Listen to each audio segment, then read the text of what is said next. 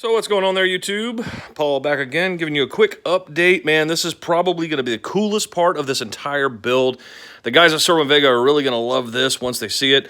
I've still got a little heat gun action to do on this project, but check this out. This is two-part epoxy, folks. So basically what we did, we had basic wood like that, right? And that's what this was.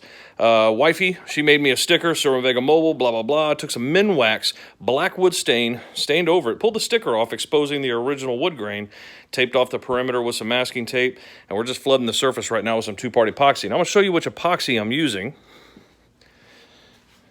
Company called PM Supplies, Pro Marine Supplies. You got your hardener, you got your epoxy. And basically what you do with this stuff, you just give it a good old 1-to-1 mix. So what I do is get little containers like this, fill it up to about, see that line level 8, which is 16 ounces. Do 16 ounces of one, 16 ounces of the other. That'll put you at 32 ounces, right there. And instead of stirring it up with some paint stir sticks, get your drill on low speed, like that. Get you one of these off of Amazon for like $6, or go to Home Depot and grab you one. And just blend, blend, blend.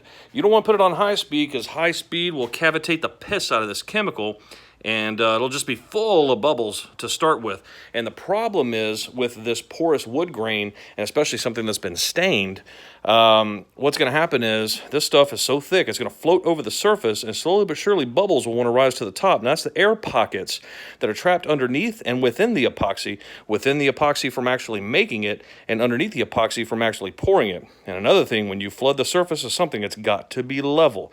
So I've been working it back and forth, kind of shimming the entire piece. You can kind of see I'm using a nipple from a air grinder right there just to get that perfect level. So I kind of did the old lowrider thing where I made sure I bled it off into all four corners. And just don't pour this stuff in a big blob in the middle, because man, it's really hard to spread a big thick blob throughout. So what I basically did is a zigzag pattern, real slow, real close lines to one another. And 32 ounces got me to about right there. I said, okay, I'll do another 32.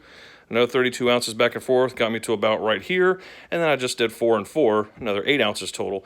And then you could take the heat gun, because you got to use a heat gun anyways, right? So you take your heat gun, and when you heat the surface, and you don't get right on it, you get about a good 8 inches off of it in a waving motion, and you'll see those bubbles instantaneously come to the surface, pop, and that's bloody it.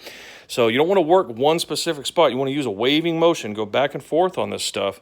And don't expect, hey, I got rid of the heat bubbles. Cool, I can go inside. Nah, you're going to be sitting here for a minute. Sit out for about 15 minutes. Check for bubbles again. Heat from a little bit further distance this time. Get rid of your bubbles. Make sure you're still level, meaning you're not puddling up in any one particular corner of your workpiece. You may have to shim it back and forth, but your finished product will look something like this, just to give you an idea. Where does the baffle end and the floor begin? It's real hard to tell, guys. Watch this.